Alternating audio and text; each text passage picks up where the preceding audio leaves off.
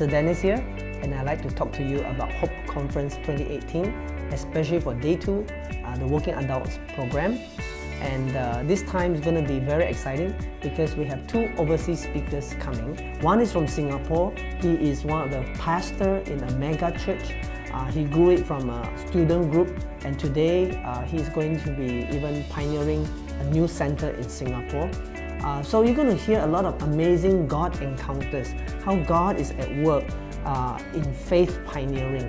Then the next speaker who's going to share his life is really an amazing man that I've met. He comes from South Korea. He is a Harvard graduate, and today he's a co-founder and president of a big organization in Singapore. And he teaches people on negotiation, persuasion, and innovation as well.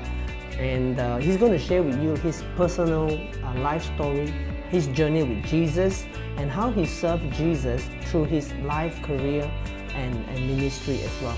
I believe this is going to be a refreshing time, and also a time where each one of us can come away from HC18 with some new thoughts, new ways to be refreshed, to do something for Jesus.